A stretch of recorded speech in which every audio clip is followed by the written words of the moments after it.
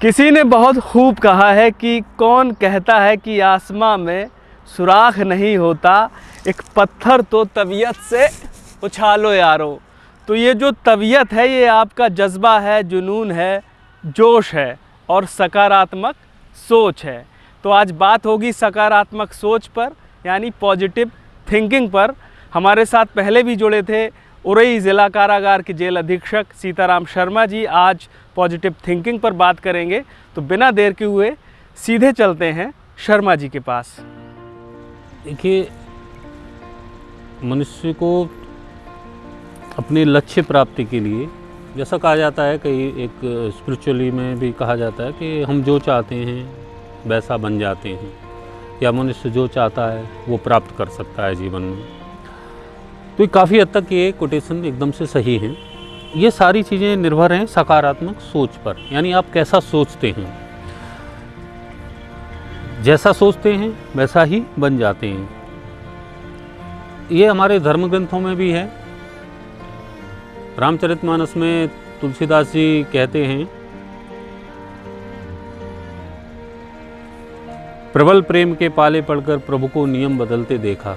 यानी प्रबल प्रेम एक ब्रॉडर पर्सपेक्टिव में, आपने जिस चीज़ के लिए भी इच्छा, दृढ़ इच्छा शक्ति है आपकी, और उसके प्रति आप सकारात्मक रूप से सोचते हैं, तो वो निश्चित है आपको वो चीज़ मिल जानी है। एक और कहावत है, if you desire something so strongly the whole nature conspires with you to get it. यानी किसी चीज़ की आप इतना स्ट्रांगली चाह रहे हैं उसको, आपकी थिंकिंग बहुत पॉजिटिव है उसके प्रति, तो वो चीज़ आपको निश्चित है मिलनी है। तो सफलता के लिए किसी भी क्षेत्र में आपको बहुत ज़रूरी है पॉजिटिव थिंकिंग। एक एस्पेक्ट है, पॉजिटिव थिंकिंग होना बहुत ज़रूरी है। अदरवाइज़ बहुत मुश्किल होगा कि आप कुछ पा पाएँ या सफल जीवन जी पाएँ। तो पॉजिटिव थिंकिंग बहुत ज़रूरी है।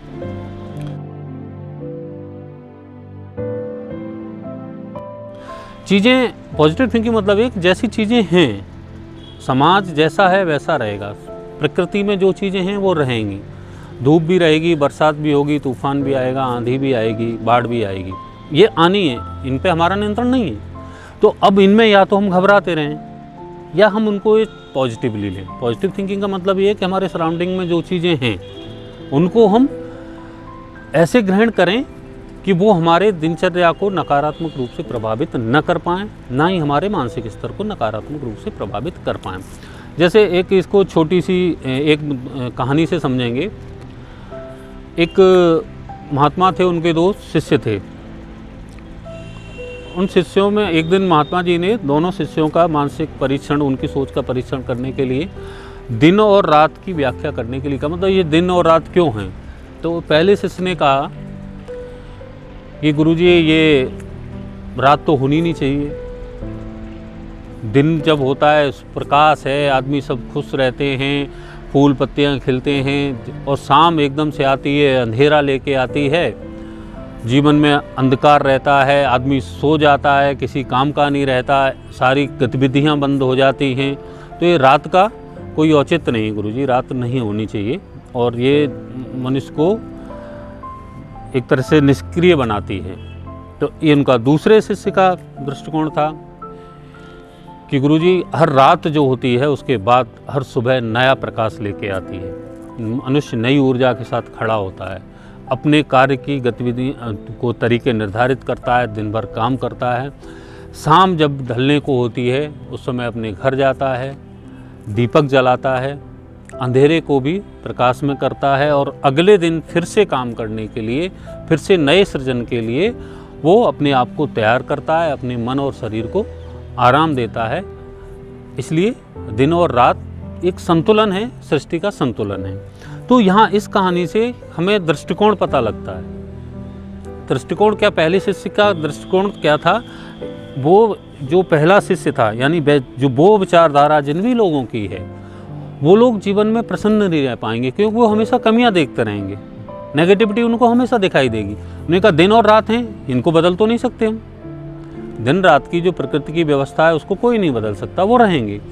अब उसमें जो पहला शिष्य है वो क्या सोच रहा है कि रात नहीं होनी चाहिए गुरुजी, रात तो बहुत खतरनाक है, रात में आदमी निष्क्रिय हो जाता है, रात में अंधेरा हो जाता है, रात नकारात्मकता की प्रतीक है।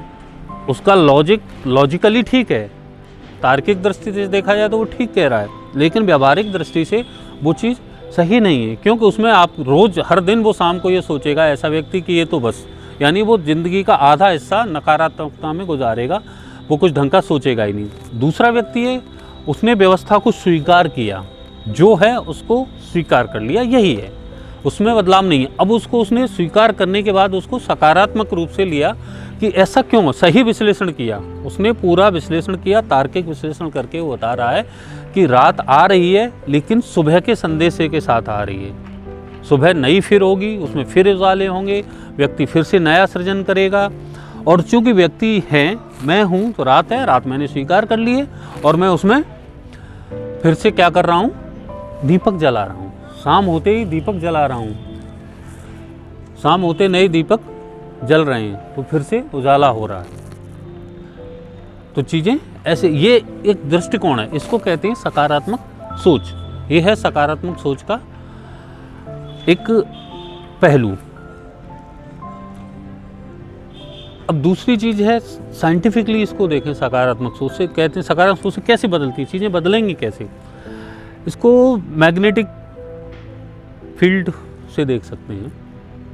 चुंबकीय बल, जो साइंस में पढ़ा होगा, चुंबक होता है, चुंबक के आसपास एक क्षेत्र उत्पन्न हो जाता है और उसके तीव्रता, जैसे जैसे चुंबकीय बल रेखाएं बनती हैं तो उसके चुंबक के सबसे पास में सबसे ज़्यादा चुंबकीय बल होता है, जैसे जैसे दूर जाते हैं तो उसकी तीव्रता कम हो जाती है। लेकिन जहाँ तक चुंबकीय क्षेत्र है, उस दायरे में अगर कोई भी ऑब्जेक्ट आएगा तो वो क्या होगा, चुंबक की तरफ खिंचा हुआ चला आएगा।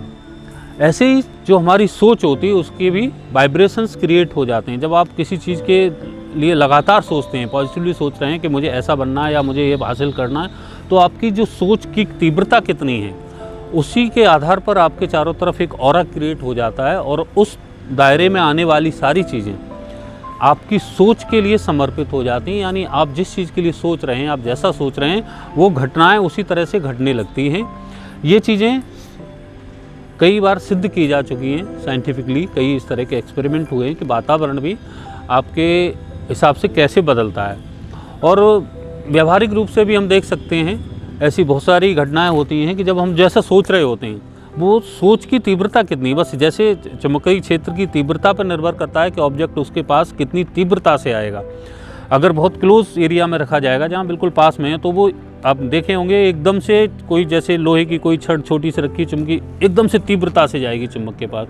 थोड़ी दूर है तो धीरे धीरे झटके खा के जाएगी। तो ये किस पे डिपेंड कर रहा है कि आपकी तीव्रता कितनी है, यानी आपकी जो थिंकिंग है, आपका थॉट है, वो कितना पॉजिटिवली तीव्र है, कितनी उसकी इंटेंसिटी है, उसी हिसाब से चीज़ें आपके फेवर में होने लगती हैं। इसी आधार पर कई लोगों का ऐसा, सफल लोगों के साक्षात्कार पढ़ेंगे या उनसे बात करेंगे, देखेंगे, तो उन्होंने किस आधार पर इतनी बड़ी बड़ी सफलताएं हासिल की। उनके पास एक एक्शन प्लान था। एक्शन प्लान के साथ, जब एक्शन प्लान आपका होता है तो निश्चित है आप उसके लिए पॉजिटिव सोच के ही करते हैं। आप कोई लक्ष्य निर्धारित करेंगे कि मुझे यहाँ से वहाँ जाना है, एक पर्टिकुलर शहर में कहीं जाना है, तो आपने सोच लिया कि जाना है यानी मैं पहुँचूँगा, तो आपकी थिंकिंग अपने आप पॉजिटिव हो गई, उस काम को आप कर जाते हैं। और जहाँ आपने ये सोचा पता नहीं मैं कर पाऊँगा या नहीं कर पाऊँगा, जहाँ डिलेमा आ गया, तो वहाँ फिर आप, नेगेटिविटी एक्चुअली क्या होता है, जल्दी आकर्षित करती है। आदमी स्वभावतः न करने में यकीन करता है, तो कहीं अगर ऑप्शन मिल रहा है कि नहीं ये तो न किया जाए, या इसमें सफलता नहीं मिल पाएगी, नहीं ये मैं कहाँ कर सकता हूँ, ये तो बहुत बड़ा काम है, जिसने किया होगा पता नहीं कैसे हो किया होगा, तो ये नहीं हो पाएगा। तो जहाँ ऐसा सोचने लगता है तो उसका तुरंत, उसके जो अवयव हैं शारीरिक मानसिक, वो तुरंत इस चीज़ में बड़ा सहयोग करते हैं। जो शारीरिक संरचना है वो चीज़ में बड़ा सहयोग करेगी। आप सोच रहे हैं न करने में, तो न करने में बहुत, क्योंकि शरीर को काम नहीं करना पड़ेगा, उसको आराम मिल रहा है, तो ठीक है, बढ़िया है, वो मन को तुरंत तसल्ली देगा, मत करो। आपने जैसे ही कहीं एक विचार आया कि नहीं ये नहीं करते हैं, छोड़ो, तो वो तुरंत नहीं करना है, नहीं करना है। जैसे एक एग्जांपल यही होता है कि आदमी, हर व्यक्ति चाहता है कि मेरा शरीर फिट रहे, जनरली चाहते हैं, उसके लिए रोज़ संकल्प सोचते हैं कि कल से मैं करूँगा। बहुत बड़ी जनसंख्या है, बहुत बड़ी संख्या में लोग हैं जो हर शाम या हर सुबह ये सोचते हैं कल से मैं वर्कआउट शुरू करूँगा, बस आज। और तो जैसे ये सोचता, चूँकि वो आज सोचा है उसने, धीरे धीरे कल सुबह आने तक वो संकल्प फिर चला जाएगा, कल से करूँगा। सोच थी लेकिन उसकी इंटेंसिटी बहुत कम थी। इंटेंसिटी कैसे कम पे हो जा रही है? क्योंकि जिसको शरीर को चलना है ना, मन कह रहा है नहीं करूँगा मैं, शरीर के अवयव डोमिनेट हो गए, पंच तत्व उस पर डोमिनेट कर गए कि नहीं कल चलेंगे। क्यों? कष्ट होना है ना, हाथों पैरों को बाहर निकलेंगे, कानों को ठंड भी लग सकती है। तो ये सब चीज़ों में सोने में बड़ा सुख है, आज सो लेते हैं। लेकिन जहाँ संकल्प तीव्र हो जाता है, एक दिन निकलता है वो आदमी, एक दिन तो निकलता है, जिसको करना होता है वो निकलता है। जिस दिन निकलता है उसी दिन उसकी थिंकिंग या उसका इंटेंसिटी इतनी प्रबल होगी कि वो निकल पड़ता है। जब निकल जाता है तो सारी चीज़ें सही हो जाती हैं। तो ऐसे ही ये है कि हमें कोई काम करना है, कुछ लक्ष्य हासिल करने हैं, तो उनके लिए पहला आयाम है कि हमारी सोच पॉजिटिव होनी चाहिए, थिंकिंग पॉजिटिव होनी चाहिए, तो हम हर चीज़ हासिल कर सकते हैं। अच्छा, इसमें तो कई बार ये आते हैं इस तरह की चीज़ों में कि पॉजिटिव सोच रखे हुए हैं, लेकिन कई बार इस आधार पर भी सोच परिवर्तन हो, लोग क्या कहेंगे। कोई बड़ा लक्ष्य निर्धारित कर लिया, तो इसमें ये सोचो कि जब पहले कोई व्यक्ति एवरेस्ट पे चढ़ा तो उसको लोगों ने क्या कहा होगा? यही कहा गया होगा, पागल है, कैसे ऐसा हो सकता है। या कभी जिसने एरोप्लेन की संरचना सोची होगी कि आदमी हवा में उड़ेगा, पहली बार राइट ब्रदर्स ने सोचा, ऐसा हुआ होगा? नहीं, ऐसा नहीं हो सकता। तो यानी आप कुछ नया करते हैं, कुछ बड़ा करने की सोचते हैं, तो आपको समाज सहज स्वीकार नहीं करती। सोसाइटी को लगता है कि असंभव है। लेकिन कुछ बड़ा करने के लिए आपको अपनी सोच को इतना प्रबल करना होता है कि वो सोसाइटी की सोच उससे पीछे रह जाए। तो उसके लिए आपको बढ़ना होता है। लोगों का क्या है, लोग तो हमेशा कुछ ना कुछ कहेंगे। एक इसके लिए एक बड़ी छोटी सी एक कहानी आती है कि एक पुत्र और एक पिता, और उनके साथ एक खच्चर था। 3 लोग जा रहे थे, कुछ सामान भी था। तो सामान उन्होंने खच्चर पे रखा, पिता पुत्र पैदल जा रहे थे, खच्चर को ले जा रहे थे। कुछ लोग रास्ते में, कुछ लोग मिले, लोगों ने कहा कितने बेवकूफ़ हैं दोनों लोग, खच्चर को ऐसे ही ले जा रहे हैं, खुद पैदल चल रहे हैं। तो पिता को लगा हाँ ठीक है, लोग यार कह रहे हैं बेवकूफ़। तो उन्होंने अपने बेटे को बिठा दिया सामान के सहित खच्चर पे बैठ के, अब चलने लगे। फिर कुछ देर बाद लोग मिले, अपनी अपनी प्रतिक्रिया, देखो खच्चर की जान ही ले लेंगे क्या, और देखो बेटा कितना नालायक है, बाप पैदल चल रहा है, बेटा खच्चर पे बैठ के चल रहा है। तो फिर उसने क्या, उसको लगा नहीं ये तो गलत हो गया, तो उसने बेटे को उतारा, खुद बैठ गया। कुछ देर बाद फिर मिले, तो चूँकि बेटा बड़ा था लेकिन पूरे बहुत बड़ा भी नहीं था, बालक था 12-14 साल का। तो लोगों को यार देखो ये कितना बच्चा, छोटा सा बच्चा है, उसको पैदल चला रहा है, और बाप हट्टा कट्टा है, इसको खुद बैठ गया खच्चर पे, कितना नालायक बाप है। तो उसको लगा नहीं, फिर गड़बड़ हो गया, उसने दोनों को बिठा लिया, मतलब बेटे को भी बिठा लिया, खुद भी बैठ गया, सामान भी है। उसके बाद जो अगले कुछ लोग मिले, उन्होंने कहा ये कितना निर्दयी है, कितना दुष्ट आदमी है, जरा से खच्चर पे, निरीह खच्चर पे सामान ला दे, खुद भी बैठा है, दोनों हट्टे कट्टे हैं बाप बेटे, खुद पैदल नहीं चल सकते, उसको मारे डाल रहे हैं। तो बेचारा, अब ये स्थिति है। ये कहानी क्या बताती है कि आप जो भी करोगे, लोगों की प्रतिक्रियाएं आएंगी कुछ न कुछ, और ज़्यादातर नेगेटिव आएंगी। जब आप कुछ भी कर रहे हो आपको नेगेटिविटी, समाज में नेगेटिविटी बहुत है, वो आपको नेगेटिविटी देने की कोशिश करेंगी। तो इस केस में उसने सारे तरीके अपना लिए, लेकिन उसकी आलोचना ही हुई। तो उस आलोचना से हमें नहीं घबराना है, हमें अपने बारे में अपने लक्ष्य निर्धारित कर लें, अपना टारगेट फिक्स कर लें।